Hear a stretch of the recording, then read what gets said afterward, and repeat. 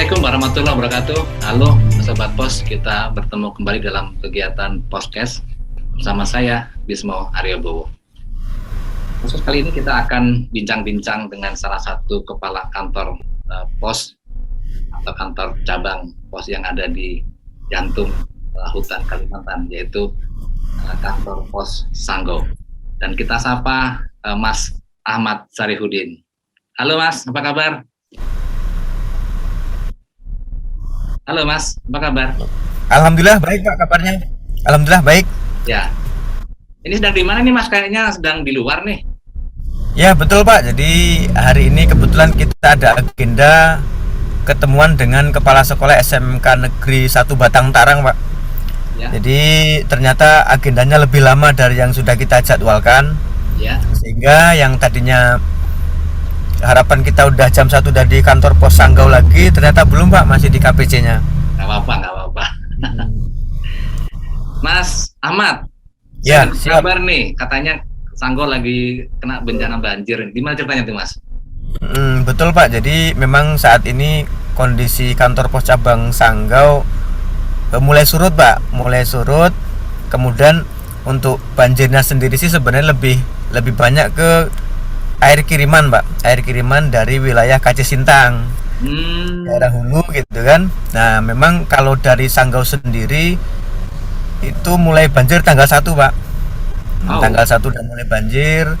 Jadi pensiunan pos sementara kemarin kita bikinkan jembatan darurat kecil gitu nah Pak. Iya. Darurat kecil, nggak taunya tanggal 4, tanggal 5 makin tinggi sebetis, akhirnya tambah jembatan darurat Pak. Ini banjir tahunan atau gimana ya Mas? Atau hanya kali ini saja ya? Kalau informasi dari teman-teman sih mungkin 15 atau 20 tahun yang lalu Pak banjir seperti ini. Jadi kalau untuk yang tahunan normal Pak. Ya. Kalau Mas Ahmad sendiri sudah berapa lama di Sanggau? Di Sanggau kira-kira sekitar 2 tahun 1 bulan Pak. Oh, sudah cukup lama ya. Artinya selama di sana baru kali ini mengalami banjir ya? Ya betul Pak, mengalami banjir yang sampai ada jembatannya Pak. Tapi sejauh ini gimana teman-teman pelayanan dan sebagainya di sana? Kalau untuk pelayanan Pak selama banjir kita tetap buka seperti biasa Pak. Seperti biasa artinya ketika pelanggan datang tetap kita layani dan kita buka layanan seperti itu. Cuman memang yang menjadi kendala di kita kemarin processing Pak. Processing dan delivery. Karena khawatirnya kita ketika malam hanya 1 orang satpam terus banjirnya naik, kantongnya malah basah semua seperti itu Pak. Jadi sementara waktu kemarin kita pindahkan ke kantor pos cabang Pusat Damai sekitar 30 atau 40 menit dari KPRK. Itu ketinggian air seberapa ya Mas?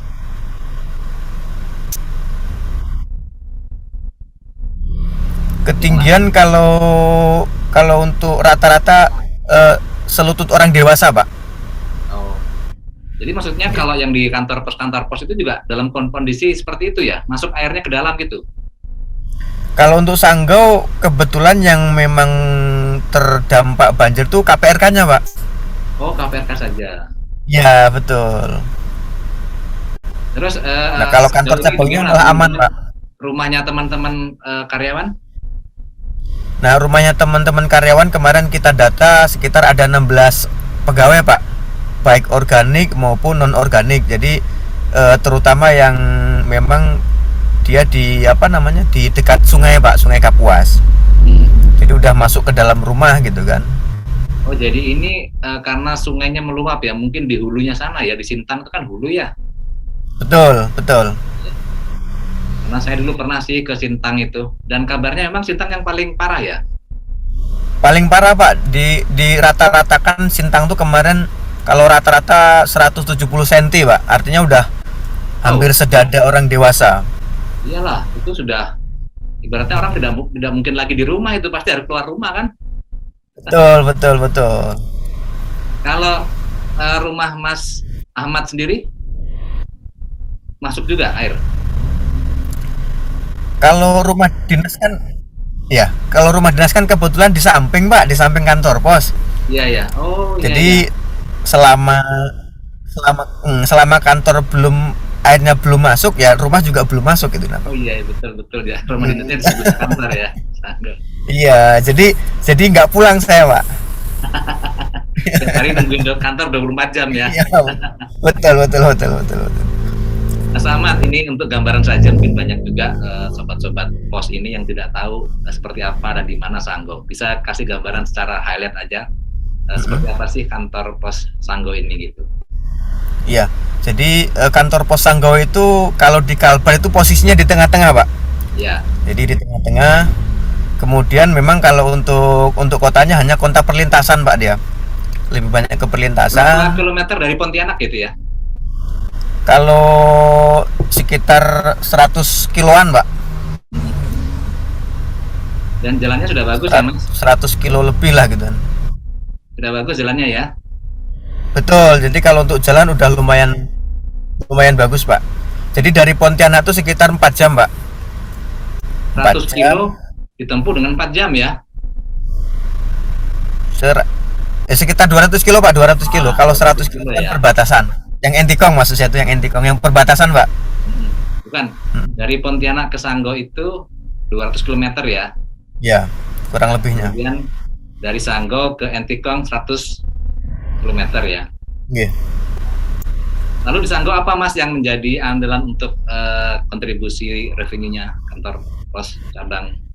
Iya, jadi untuk beberapa tahun terakhir memang Sanggo itu didominasi sama kiriman keraton Pak. Kiriman keraton yang diekspor ke luar negeri kan dengan menggunakan pos cepat luar negeri ya. Maksudnya sudah boleh gitu keraton?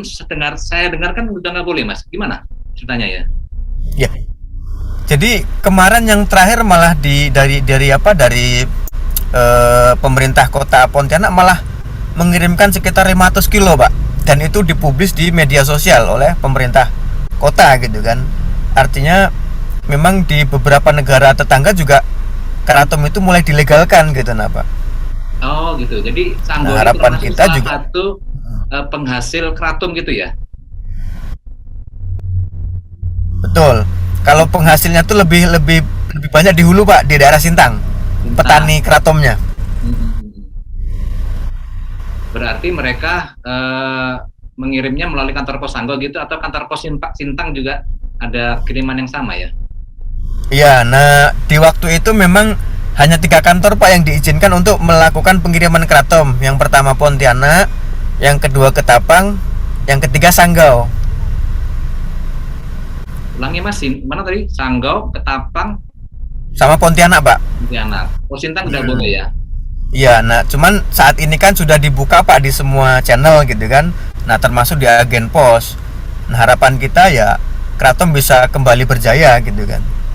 Nah Sobat Pos, mungkin ini Pak Ahmad perlu jelaskan sedikit itu apa sih keraton itu ya, karena tidak semua orang tahu tuh, karena ini tanaman langka dan hanya tumbuh di beberapa daerah di Indonesia. Gimana Mas, jelasin dikit lah keraton itu apa dan seperti apa benda satu ini gitu.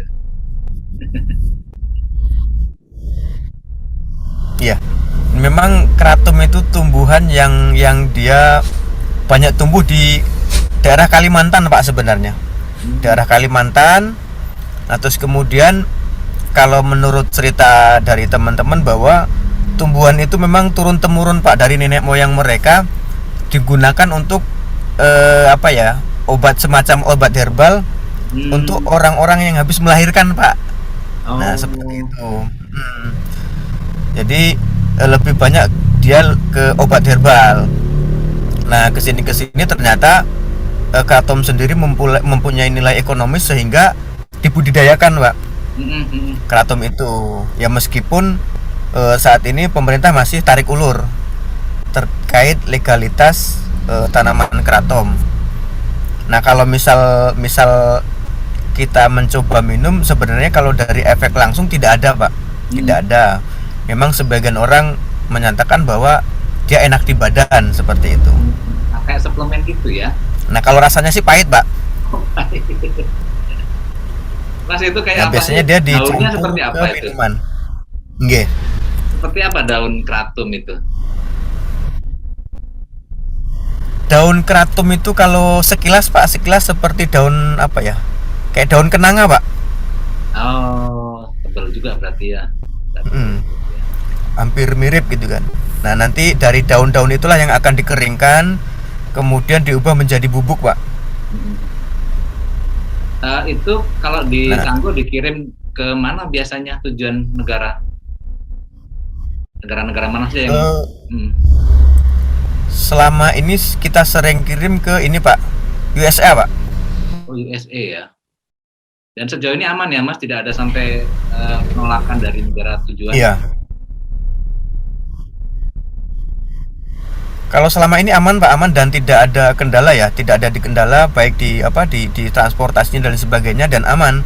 Dan kan kebetulan untuk Kratom itu kan ada asosiasinya, Pak. Hmm, Jadi memang dia ada asosiasi Kratom Indonesia, kemudian ada pengusaha Kratom Indonesia juga ada. hmm.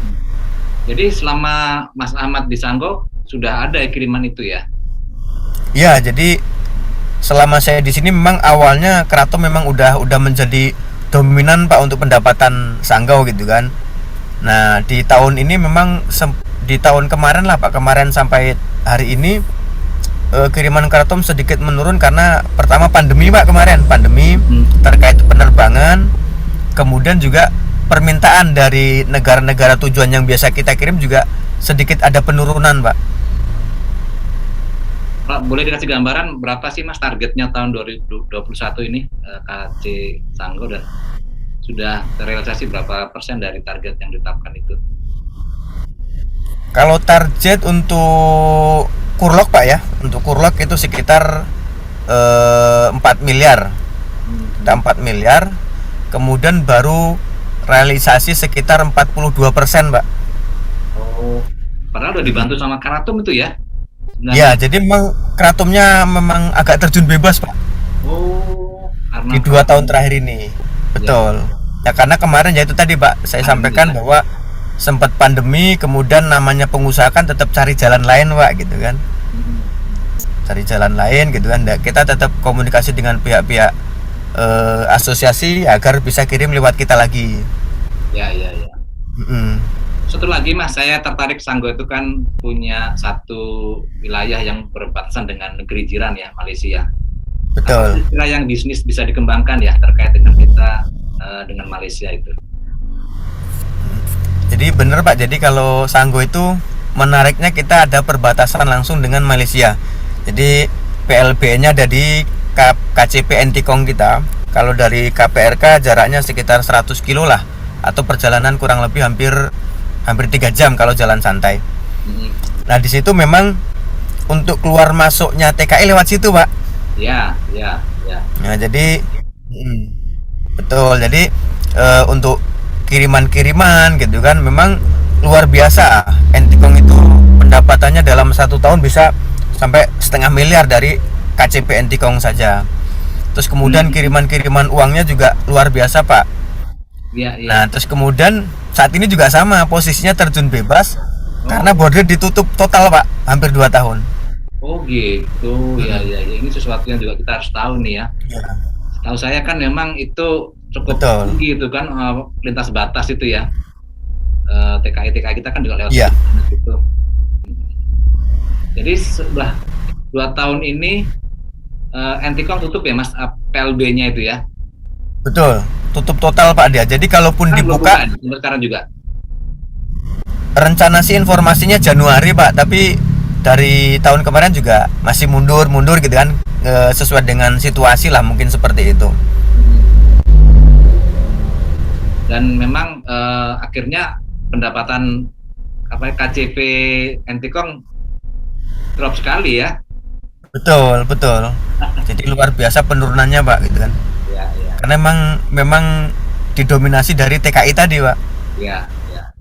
Nah, sama uniknya ini, Pak, kalau mau ke mana? Ke daerah Kucing, kemudian daerah Brunei Darussalam, itu bisa naik Damri, Pak. Oh, dari Pontianak. Iya, betul, dari Pontianak. Jadi kalau misal Pak mau jalan, gimana, Pak? Tadi katanya ditutup. Iya, itu yang ini, Pak, maksudnya waktu dia normal gitu kan. Oh, ketika normal dulu ya. Betul. Jadi ada bis Damri yang rutenya Pontianak Kucing gitu ya? Iya, Pontianak Kucing, bahkan sampai ke Brunei dia, Pak. Jadi ada jalur daratnya, betul. Nah, yaitu juga harapan dari KC Sanggausi, mudah-mudahan nanti kita bisa jadi seperti kantor tukar, Pak. Ya, ya. Saya soalnya Jadi kalau kebetulan misal pernah ada ke barang-barang, sana, ke Kucing waktu itu. Cuman waktu itu kondisi di border townnya itu bak bumi dan langit gitu. Di seberang sana bagus, di kita kumuh gitu ya. Tapi saya perhatikan sekarang udah bagus lah ya. iya. Ya, Nah, sekarang udah ini Pak, udah luar keren biasa lah. Pak pembangunannya. Kan ya sana ya. Saya lihat itu sudah sangat Betul. eh, kalau orang bilang itu nggak kalah lah antara yang sebelah dengan yang di sini gitu kan. Iya, benar benar benar. Terus apa lagi Mas yang khas di sana? Ada kratom, ada PLB gitu ya. PLB itu apa kepanjangannya? Pos lintas batas ya kalau nggak salah ya. Iya, pos lintas batas negara Pak. PLB itu ya. Apalagi Mas yang kira-kira unik di sana? Selama 2 tahun ini kan pasti pengalaman-pengalaman hidup di tengah-tengah hutan Kalimantan, saya bilang gitu ya. Iya. Kalau kan kebetulan saya masuk Kalimantan tuh di tahun 2011 Pak. Iya. Jadi pertama kali penempatan saya di Tenggarong, Kaltim. Nah, di sana apa namanya sama. Kalau Kalimantan tuh hampir sama, wilayahnya banyak airnya Pak. Ya, ya, Banyak Tenggarong air. juga banyak sungainya itu. Betul. Nah kemudian pindah ke Kalsel, terakhir ke Kalbar. Jadi hal uniknya itu setiap daerah tuh kan bahasanya beda-beda Pak. Walaupun Kalimantan tapi punya bahasa masing-masing gitu kan. Nah itu juga unik gitu kan. Nah kalau di Sanggau sendiri, hal unik lainnya yang menjadi potensi di sini kan ada apa namanya Pak, bajakah Pak ya. Oh itu Bajakah walaupun yang pohon sempat heboh itu ya? ya betul, bajakah itu juga saat ini masih inilah, masih kiriman bajakah itu masih ada juga gitu kan. Ya mudah-mudahan apa namanya menjadi penyumbang juga di kiriman kita gitu nah Pak. Ya, Mas Ahmad. Nah sekarang dijelaskan juga Mas, bajaga itu apa? Tidak semua orang tahu nih kiriman apa benda bernama atau tumbuhan bernama bajaga itu. Ya. Jadi sebenarnya Pak, bajakah itu akar pohon Pak. Iya, iya, iya. Jadi Yang tumbuh akar di mana pohon. itu ya? Gimana Pak? Tumbuhnya di mana itu pohon itu? Rata-rata di ini Pak, di hutan-hutan kita Pak, di hutan-hutan Kalimantan itu kan. Dan bajakah itu banyak macamnya Pak. Akar Oh, bajakah itu banyak macamnya. Jadi kalau misal kita tidak kenal dengan pohon itu, bisa jadi bukan jadi obat gitu kan. oh, bahaya juga ya. Betul. Jadi kalau misal ternyata akarnya beda, kemudian kita konsumsi, jadi bukan jadi obat, malah bisa menimbulkan efek mules dan lain sebagainya gitu nah. Itu untuk obat kanker nggak salah ya kemarin ya, yang sempat viral itu ya. Ya betul Pak. Jadi lebih banyak digunakan untuk obat kanker kemarin. Dan memang itu kalau di Kalimantan banyak Pak, akar bajakah itu banyak. Karena memang dari sisi hutannya kita juga masih luas kan. Dan kayaknya itu Salah satunya tanaman khas Kalimantan ya. Di tempat lain kan nggak ada ya. ya betul betul khas Kalimantan, dan memang dia sebenarnya itu seperti liar sih Pak. Iya, iya. Tanaman hutan lah ya. Itu Iya juga benar. sudah mulai banyak juga kiriman orang bajaga itu. Kalau dibilang banyak sih enggak Pak. Ya. Apa ya, ada gitu kan, dibanding waktu yang memang booming di awal gitu kan. Booming di awal yang kalau di awal tuh tidak hanya domestik yang kita layani, bahkan sampai ke luar negeri juga ada yang kirim bajakah gitu kan. Ya Mas Ahmad, apa suka dukanya hidup atau mungkin bekerja di tempat yang jauh seperti Sanggau itu? Sudah berkeluarga Mas Ahmad? Iya. Anak sudah 2 Pak. Oh iya, iya, iya. Nah silakan, apa nih suka dukanya nih berkeluarga? Jadi Dan kemudian udah berkeluarga dari awal. Mhm. Iya. Sebenarnya kalau dibilang suka duka banyak sukanya nggak? Banyak sukanya. Banyak sukanya ya. Betul. Apa itu? Karena karena dulu ketika kita sekolah kan saya belum pernah bayangin Kalimantan seperti apa gitu kan, Pak. Emang dulu Bahkan sekolahnya kita di nggak tahu mana? Kalimantan. Emang dulu sekolahnya di mana? Sekolahnya saya di ini Pak, di Sumatera Selatan, Pak. Oh, Sumatera Selatan ya. Monggo lanjut. Daerah. Gimana ceritanya? Betul. Nah, kemudian pertama kali penempatan bahkan saya nggak tahu Tenggarong di mana gitu kan. Ambil peta dulu, nah gitu kan. Nah, akhirnya ya dari situ yang dulunya Kalimantan kita bayangkan mengerikan gitu kan, Pak. Nah, ternyata di sini juga sama gitu kan, sama dengan tempat kita ramai dan lain sebagainya. Bahkan dengan kita berpindah-pindah banyak bahasa-bahasa yang kita belajar gitu nah Pak, belajar bahasa kan. Nah, itu unik menurut saya gitu kan, walaupun nggak menguasai secara banyak tapi kita tahu bahasa-bahasa Kalau ngobrol bahasa yang sebentar. dipakai di Sangko bahasa apa? Kalau di Sanggau ada bahasa Sanggau, Pak. Oh, ada ya? Betul. Kan kalau Pontianak ke Melayu. Iya, iya, iya. Nah, kalau Sanggau memang ada bahasa Sanggau. Kalau di Kalsel itu kan bahasa Banjar, Pak. Ya. Kalau di Kutai Kartanegara bahasa Kutai gitu kan. Nah, jadi nambah bahasa gitu. Atau lebih kemana itu? Sanggo itu kedekatan bahasanya lebih ke Melayu atau ke Dayaknya ya? Atau kemana ya? Lebih ke ini, Pak. Lebih ke mana? Ke kayak ke Dayaknya, Pak. Ke Dayak ya. Mm-mm. Dan memang Jadi masyarakat yang tinggal di Sanggo banyak suku Dayak itu. ya, Dayaknya juga banyak, Pak.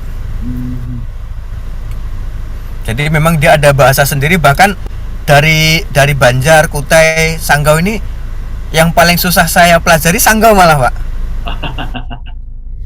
Jadi dia uniknya tuh beda gitu, nah uniknya beda. Jadi saya bisa mencerna teman-teman ngomong tapi saya nggak bisa balik ngomong gitu kan. Nah, itu sukanya di situ, Pak. Jadi banyak keluarga, kemudian banyak hal-hal baru yang belum pernah kita temuin kan. Bahkan di Kalimantan itu jenis buahnya banyak, Pak. Buah apapun yang nggak pernah kita temuin di sini ada gitu kan. Makanya itu sukanya. Kalau dukanya selama di Kalimantan, Pak ya, ini secara global Kalimantan, kita susah mudik, Pak. Karena Jadi untuk mahal mudik juga memang ya. ya karena 2 kali pesawat itu kan, Pak, 2 kali pesawat. Jadi Terus kemudian kalau mudik ke Sumatera Selatan, ke mana kotanya, Mas Ahmad? saya di ini, Pak, di Oku Timur, Pak, Ogan Komering. Oh, Banten ya. Ya, Komering. kalau dulu bawahannya Batu Raja, Pak ya. Anak-anak, istri nyaman ya di sana ya? Alhamdulillah untuk anak istri betah, Pak. Jadi dimanapun dibawa, diajak pindah tuh selalu betah gitu, nah, Pak. Alhamdulillah kalau gitu. Terus Mas Ahmad, ini mungkin agak terakhir ini. Iya. Apa sih Mas harapan-harapan Mas ke depan ini terkait kita menjelang tahun 2022 dan kita kan sedang banyak kegiatan transformasi nih. Apa saja yang sudah disampaikan ke jajaran dan seperti apa kira-kira tanggapan mereka dengan transformasi kita berjalan kurang lebih setahun inilah? Iya. Jadi transformasi ini kan sesuatu hal yang harus, Pak ya. Harus kita laksanakan, dan kemudian tanpanya ada transformasi udah otomatis kita ditinggal oleh pesaing-pesaing kita gitu kan, yang lebih duluan gitu kan. Nah, makanya untuk kantor pos Sanggau sendiri juga kita berupaya gitu kan, kita berupaya melakukan perbaikan-perbaikan, baik itu di sisi pelayanan di collecting gitu kan, dan yang paling ujung selalu kita push itu di bagian operasi, Pak. Jadi bagaimanapun di pelayanan itu bagus, ketika di ujungnya kurang bagus juga bakal berdampak yang signifikan gitu kan, Pak. Jadi memang di kita untuk transformasi di semua bagian kita coba lakukan hal-hal yang paling kecil lah. Setidaknya kita mencoba untuk 5R, Pak ya. 5R, kemudian briefing setiap hari gitu kan.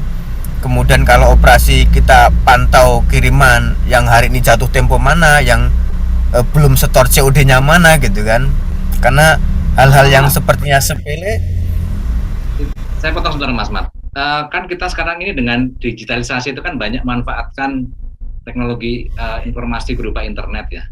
Nah ini kan orang kebayang tuh kadang di Kalimantan jangan-jangan internetnya ada nggak gitu. Nah bagaimana Mas implementasi dari katakanlah pos aja, kemudian pos P, ini pos itu kan pasti sangat bergantung dengan internet. Sejauh ini seperti apa jaringan internet di sana? Ya, betul Pak. Jadi kalau untuk Kalimantan khususnya daerah Sanggau Pak, itu jaringan internet memang belum merata Pak ya, belum merata.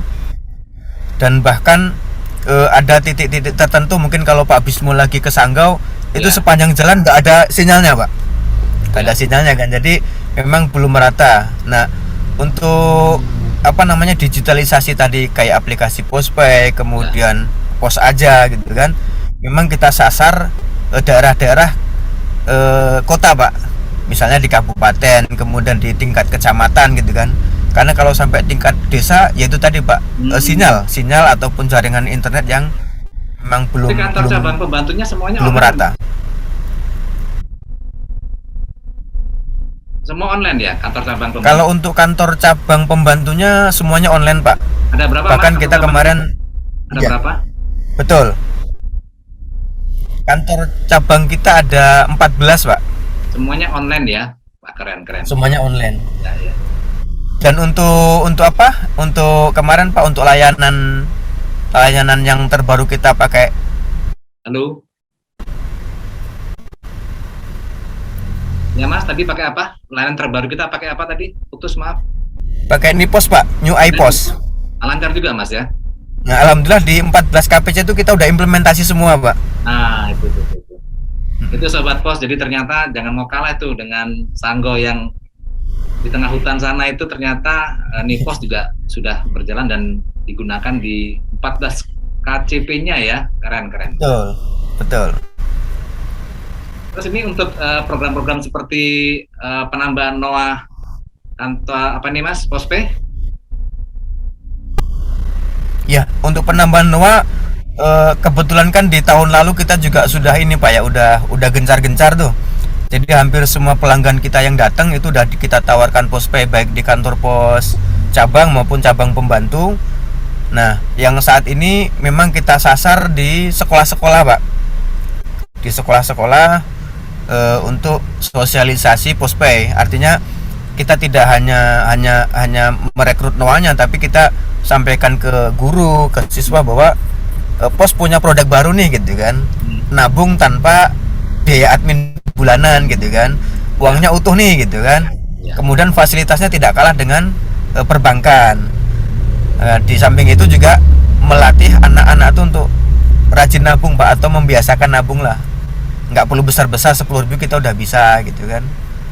Nah jadi memang di beberapa waktu terakhir kita lebih fokus ke sekolah-sekolah Pak. Nah kemudian anak-anak itu kan kita juga sampaikan bahwa di situ ada potensi misalnya jual pulsa, jual token listrik seperti itu kan Pak ya, nambah-nambah uang jajan gitu. Nah itu yang menjadi daya tarik mereka. Dan sambutannya baik ya Mas? Nah alhamdulillah dari pihak sekolah cukup baik Pak, walaupun di sini untuk kegiatan sekolah itu belum full Pak, artinya seminggu hanya 2 kali pertemuan, kemudian satu kelas dibagi 2 gitu kan. Oh ya Mas, terkait tadi saya ingat lagi untuk teman-teman yang kebanjiran kemarin, saya lihat ada foto-foto kegiatan ini ya, semacam bantuan untuk mereka yang kebanjiran ya. Mungkin bisa diceritakan sedikit Mas. Betul Pak, betul. Jadi 2 hari yang lalu ada tim juga dari pusat kan, Pak Mustawir, kemudian didampingi dengan EGM KCU Pontianak. Memang diagendakan mengunjungi rekan-rekan kita yang terdampak banjir khususnya.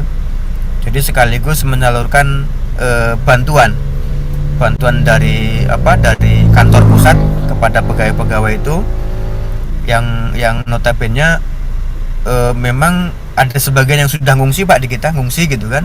Ada sebagian yang memang dia masih bertahan Pak, bertahan dalam artian masih ngungsi itu kan nggak semua orang enak gitu nah Pak. Jadi tetap di rumah sendiri walaupun main air gitu kan. Jadi sejauh ini semuanya sehat-sehat aja ya Mas ya, nggak ada kawan-kawan kita yang mungkin apa ya sampai tidak bisa masuk kerja dan sebagainya, semuanya sehat-sehat aja ya. Ya, alhamdulillah kalau untuk rekan-rekan Sanggau aman Pak, aman dan juga sehat gitu kan. Artinya masih apa ya, masih kondisi normal lah Pak, normal dalam artian hanya mengungsi ke tempat saudaranya, belum pengungsian yang umum gitu kan, masih ke family gitu kan. Nah, kalau untuk normal juga baik di KPRK maupun di kantor cabang pembantu.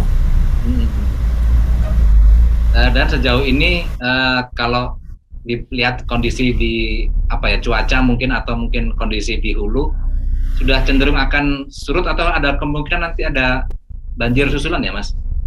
Iya, jadi sempat tadi ngobrol juga Pak dengan EM-nya KC Sintang.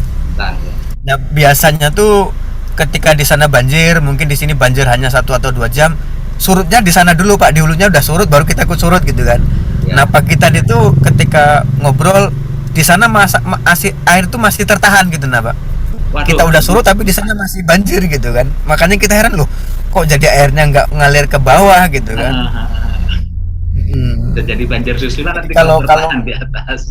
Ya betul, khawatirnya begitu Pak, tiba-tiba kita udah kembalikan barang-barang ke tempat semula loh banjir lagi gitu kan. Karena sampai saat ini kita masih ini Pak, masih mengamankan barang-barang yang berpotensi terdampak banjir kan. Nah, jadi kita amankan dulu gitu kan. Naikin lah ya ke tempat yang tinggi lah pokoknya ya. Betul, jadi membalikin ke tempat semula juga masih mikir-mikir Pak, kerja 2 kali nanti. Oke Mas Ahmad, menarik sekali ini perbincangan kita. Mungkin saya ingin satu pesan ini untuk dari Mas Ahmad kepada teman-teman kita yang mungkin selama ini menganggap bahwa kerja di luar Jawa, apalagi di tempat-tempat yang jauh semacam Sanggau, Sintang itu seperti sesuatu yang mengerikan lah ya, yang wah kayaknya nggak bisa mendapatkan banyak ini ya bahan-bahan pokok atau mungkin belanja apa sulit. Coba diberikan satu gambaran dan motivasi seperti apa sih daerah kayak Sanggau, Sintang itu, sehingga kalau siapapun nanti yang akan mutasi ke tempat-tempat itu dia nyaman-nyaman saja gitu Mas. Mungkin ada yang disampaikan lah untuk teman-teman kita ya, di Indonesia ini.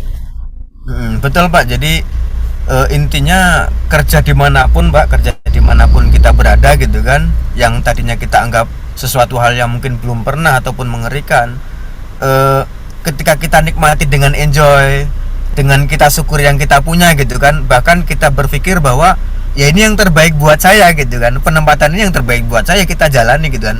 Nah ya sebagai contoh di Sanggau 2 tahun saya juga nggak terasa Pak, ternyata udah 2 tahun gitu kan.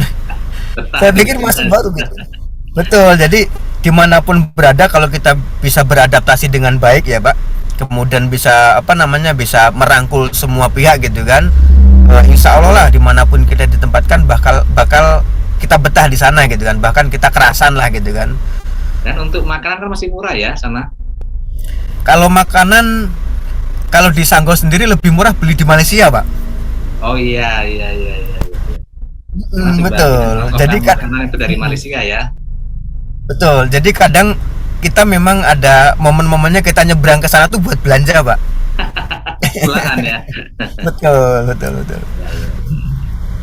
Oke Mas Ahmad, terima kasih nih perbincangannya yang sangat menarik, dan kita berharap ini menjadi inspirasi juga buat yang lain nanti, bahwa dimanapun kita bekerja, yang penting tadi kita nikmati, kita syukuri, dan itu membuat kita akhirnya betah, apalagi kita bisa bergaul dengan lingkungan sekitar sehingga keluarga pun juga nyaman di sana. Makasih Mas Ahmad, salam buat teman-teman di KC Sanggau, salam juga buat keluarga, anak dan istri, semoga amanah ini bisa dijalankan dengan sebaik-baiknya dan barokah bagi keluarga maupun bagi lingkungan sekitar kita. Makasih Mas Ahmad ya. Amin ya. Terima kasih kembali Pak, sama-sama. Sukses buat Pak Bismo. Ya. Baik Sobat Pos, itulah sekilas tadi kita berbincang-bincang dengan Mas Ahmad Syarifuddin, Kepala Kantor Cabang Pos di Sanggau, Kalimantan Barat. Semoga apa yang kita perbincangkan dapat memberikan inspirasi dan memberikan kita wawasan baru bagaimana bekerja di daerah pedalaman itu bisa kita nikmati dengan nyaman dan tidak ada hal yang harus ditakutkan. Demikian podcast kita kali ini, sampai bertemu di podcast berikutnya. Yuk, assalamualaikum warahmatullahi wabarakatuh. Waalaikumsalam warahmatullahi wabarakatuh.